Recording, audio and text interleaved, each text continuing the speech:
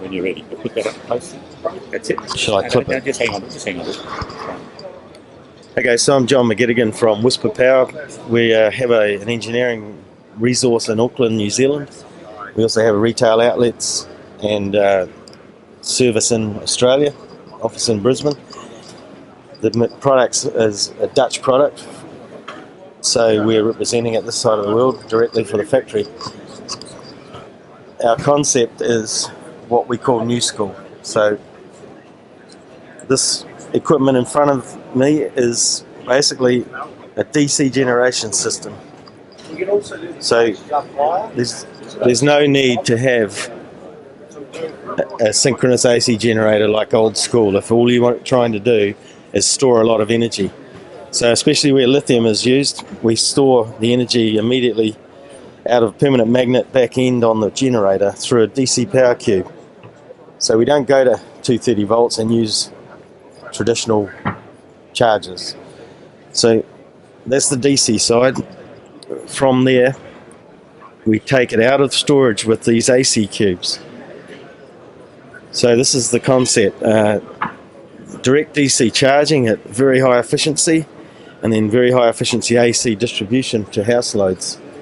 AC on a boat is far more efficient than old school DC. So you can use household appliances, all of your kitchen equipment. You can get gas off the boat by having electric hobs. So this machine's a 3-cylinder capable of doing about 12 kilowatts. And over here we have our little baby, which is the smallest and lightest currently in the marketplace. It's a 4 kilowatt diesel. So same thing, it's a variable speed unit, very efficient. If the load varies, so does the speed of the machine. So it's always matching the requirements. So there's no wasted diesel. So the fuel economy of these machines is superb. This is 0.8 litres of an hour at its low setting, and it goes up to 1.2 litres at full RPM. So that's a considerable saving over using a synchronous generator of 20 kilowatts or whatever. And we have methods of coping with heavy loads by using hybrid systems where we use a lithium system like this alongside a small generator, and we combine the two to give high energy to the boat. So that's water cooled? It's oil cooled, this machine, but it's heat transferred by seawater. It's very easy to maintain. The oil is changed, and that's your engine oil and your coolant. There's no belts. And the intake and the supply is there a saltwater pump? Yes, there's it all comes with the machine. The back section, is that back section? Yeah, this is the heat exchangers in the back. So where's the fresh water? Where's the saltwater pump? This loop here. Okay. So you have a standard impeller in there? Yes. So this machine's also used on our mobile equipment, and we don't have this pump on that. There's no need. On the mobile unit, we use an air cooling system with a heat exchanger, fan forced. The problem I've found with these, they're usually put in a position where your lift from your saltwater is a problem. If the boat keels over a bit, the intake starts to aerate, and all of a sudden it gets hot. Yeah, no, none of that's the problem. We have the methods used on this. We have siphon breaker loops. Yeah. There's also such low volume that there's no issues. We've seen in practice that a big machine will have those problems, but we had a yacht where they put one of these on board so they could run it throughout a rough passage and not worry about that issue. So with the Pandas, you've got to run a 240 volt lift pump on the intake. Yeah, well, this pull the prop out of the propeller out of there. Yeah, and just simply circulate. Otherwise, they just overheat. Yeah, well, this is primarily oil cooled, so all you're trying to do is secondarily cool the oil. So price is pretty competitive. What output will this give? 4 kilowatts. This one. 4 kilowatt. So it's 3.6 continuous. The back end is 95% efficient. Permanent magnet. I was just involved in setting up 2 Ocean Volt electric drives. Yeah, we do that. Tony Longhurst's 65-foot cap Yep. in Queensland. And we've got 70-foot for mono being built at the moment using Ocean Drive.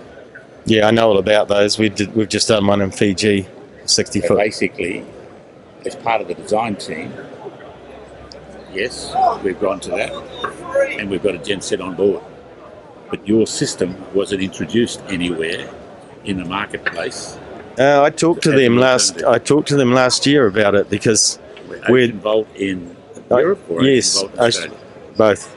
They know about us. They just don't like using us because we supply our own lithium. There's nobody can charge DC like this. We have what we call a 3+, which I've done a design for another Australian customer with a catamaran. It gives 12 kilowatts of continuous DC at 48. Okay, Yeah. sorry. Yeah, so we've done a lot of work on these. I think we've done more hybrids and electric boats. Currently, within 3 months, we'll have a whirling 6-metre rib.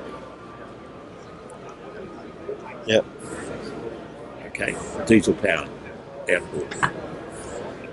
We're on the design phase. We've got the alternative going electric.